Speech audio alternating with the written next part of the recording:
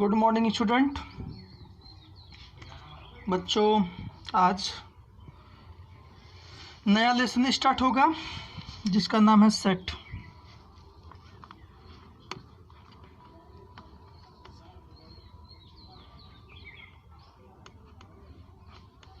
जिसको हम सब हिंदी में समुच्चय कहते हैं।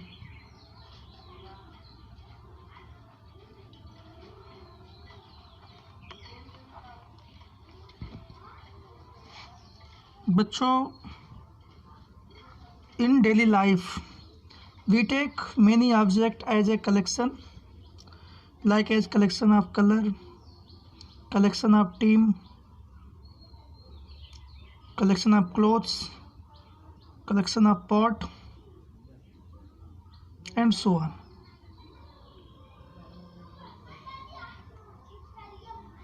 तो those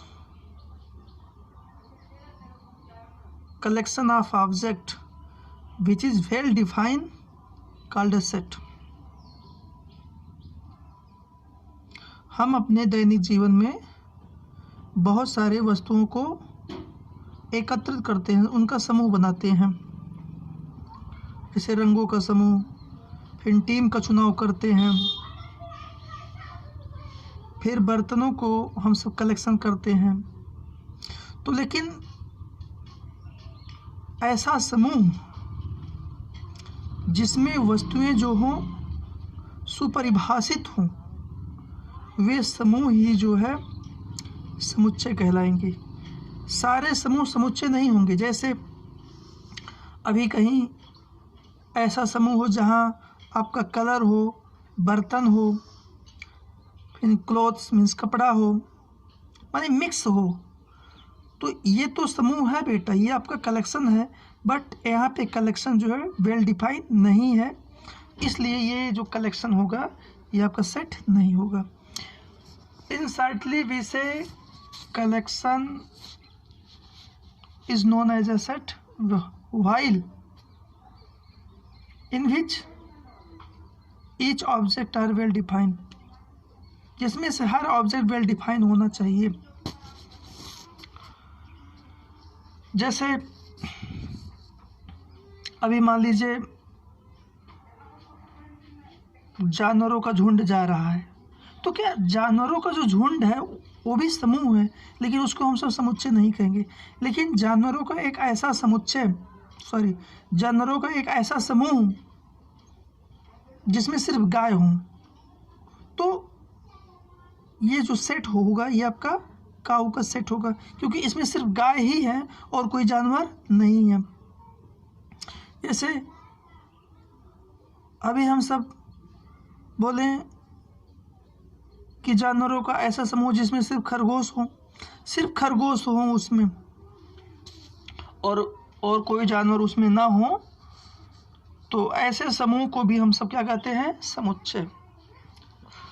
तो हम सब अपने डेली लाइफ में बहुत सारे ऑब्जेक्ट को कलेक्ट करते हैं, लेकिन क्या सभी कलेक्शन क्या सेट होंगे? नहीं।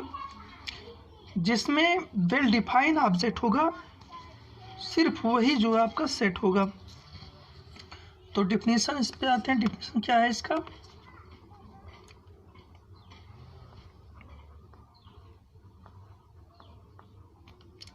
डिफिनीशन बहुत सिंपल है।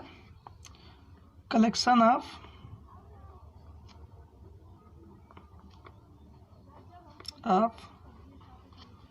well defined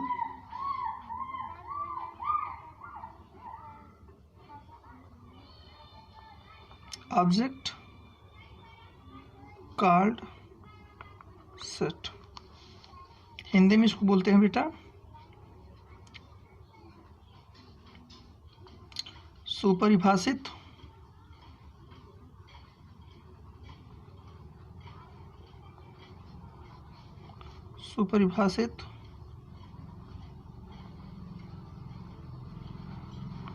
वस्तुओं के समूह को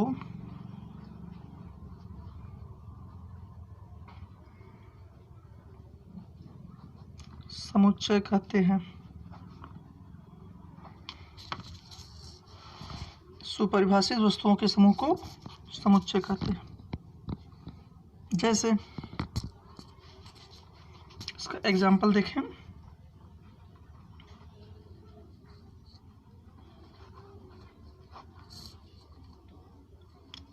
collection of vowel,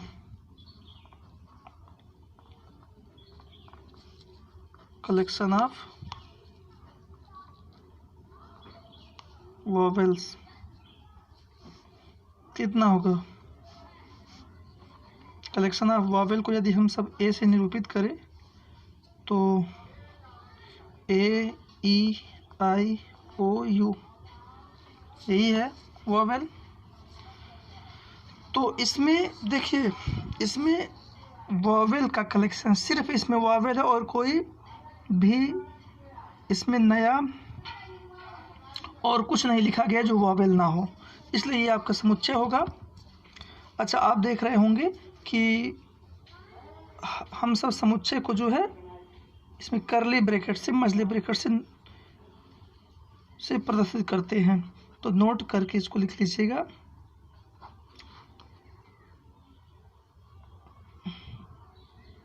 set always write in curly bracket, that is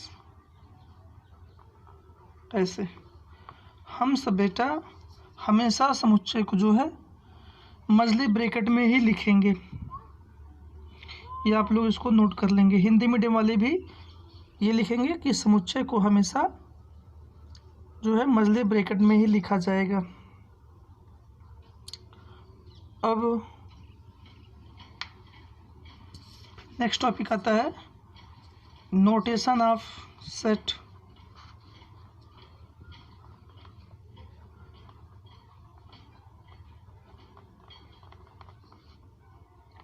notation of set, इसको हम सब बोलते हैं समुच्चय का निरूपण।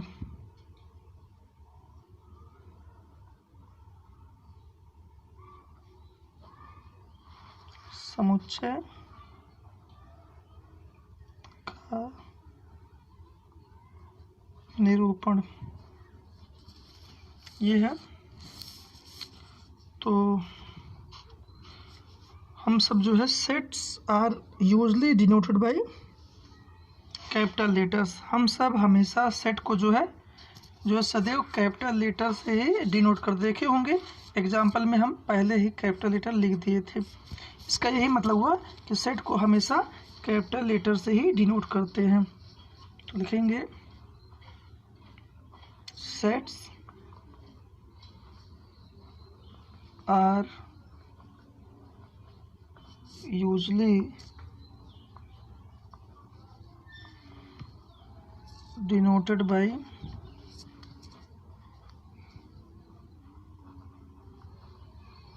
capital letters, that is क्या A, B, C, D, and so on। मतलब हम सब जो है समुच्चय को सदैव कैपिटल लेटर से ही निरूपित करेंगे। उसके बाद बेटा नेक्स्ट टॉपिक आएगा एलिमेंट्स ऑफ सेट। ये सब बेस हैं, आपको इसको अच्छे से तैयार करना होगा, तभी आगे के एक्सरसाइज अच्छे से समझ में आएंगे। और बच्चों को आप लोग बता भी दीजिएगा कि अब जो है नया लेसन स्टार्ट हो गया है, वे बच्चे भी क्लास को अटेंड करें। तो नेक्स्ट टॉपिक बेटा है एलिमेंट्स ऑफ सेट।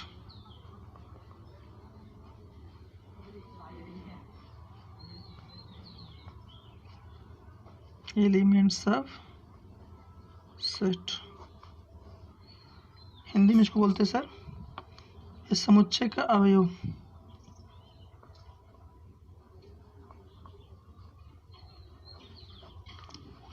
समुच्चय का अवयव।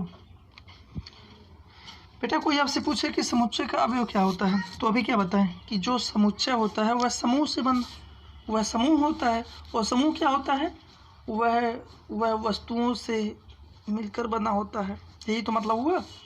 तो इसका मतलब ये हुआ कि कोई भी समुच्चय जिन वस्तुओं से या जिन अंकों से मिलकर बना होता है, उन अंकों को या उन वस्तुओं को समुच्चय का अवयव कहते हैं।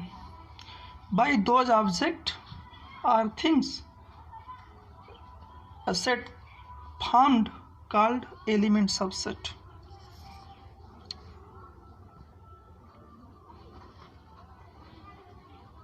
By those objects or things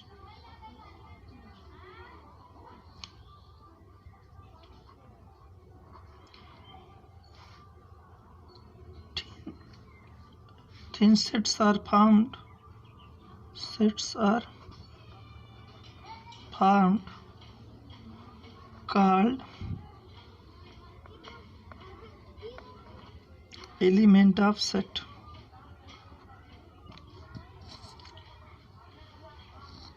Hindi medium वाले बच्चे सुन लें, आप लिख लीजिएगा। क्या कहेंगे, जिन वस्तुओं या जिन अंकों से समुच्चय का निर्माण होता है, उन वस्तुओं को समुच्चय का अवयव कहते हैं। जैसे एग्जाम्पल देखें बेटा, एग्जाम्पल है A equal A E I O you. यदि ये सेट्स ऑफ वॉवेल हैं तो इसमें देखो, एक आपका किससे बना है, ए आपका वॉवेल से मिलकर बना है। ए से बना है, ई से बना है, आई से बना है, ओ से बना है, यू से बना है। इसका मतलब दे देंगे ए कामा ई कामा आई ओ यू ए के अवयव हैं। क्या है, अवयव हैं। या ए के क्या है, एलिमेंट्स।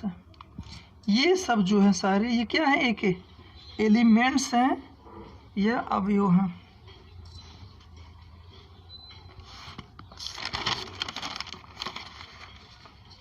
एक और लेते हैं एग्जाम्पल,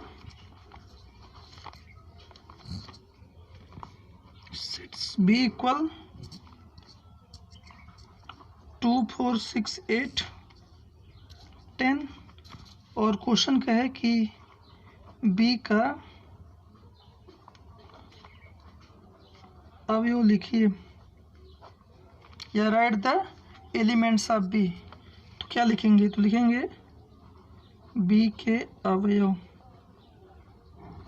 क्या क्या होंगे बेटा, 2 4 6 8 10। बस वही, मतलब बी जिनसे मिलकर बना है वही उससे क्या होगा, अवयव होगा। अब कुछ नोट लिख लीजिए, ये आपके लिए बहुत ज़रूरी है और ये आपके लिए बिल्कुल नया है, बिल्कुल नया पढ़ रहे हैं आप इसको, इसलिए ध्यान से समझिएगा। नोट, एक ऐसे सिंबल आपको नज़र आएगा इस तरह से, इसको बेटा हम पढ़ते हैं बिलोंग। क्या पढ़ते हैं, बिलोंग पढ़ते हैं। जान लीजिए, कहीं ऐसे लिखा रहे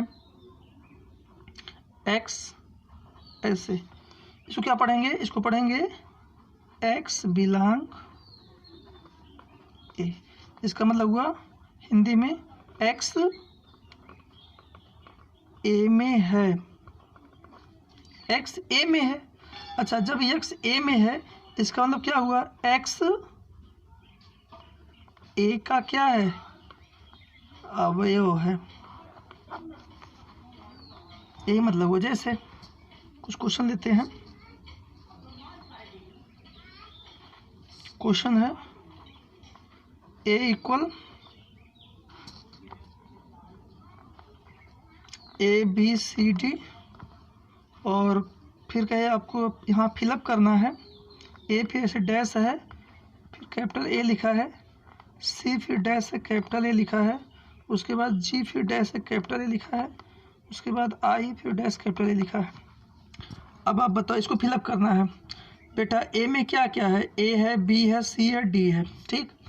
तो ए और ए में है ना, ए मतलब वो ए कहाँ पे है, ए में है, ए आपका ए में है, इसका लिखा जाएगा ए बिलोंग ए, ए बिलोंग ए, ए बिलोंग ए का मतलब है ए जो है ए के अंदर है। फिर देखो ए के अंदर आपका सी भी तो है, यहाँ क्या लिखा जाएगा, सी बिलोंग ए, मतलब सी ए में है। लेकिन क्या बेटा जी इसमें कहीं है, नहीं है। जब इसमें जी नहीं तो क्या लिखेंगे, जी ऐसे लिख करके नॉट लिख देते हैं। इसका मतलब हुआ जी नॉट बिलोंग, मतलब जी ए में नहीं है। ऐसे आई भी तो नहीं है, इसको ऐसे बिलोंग बना कैसे काट देंगे, इसको क्या पढ़ेंगे, आई नॉट बिलोंग। तो इसको भी लिख लीजिएगा, ऐसे लिख के कहीं से काटा रहेगा, इसको लिखेंगे नॉट बिलोंग पढ़ते हैं, नॉट बिलोंग पढ़ते हैं। बस आज का लेक्चर यहीं तक, आपको अच्छे समझ में आया होगा। यदि नहीं समझ में आता है तो वीडियो को 2 या 3 बार ज़रूर देखें। Thank you.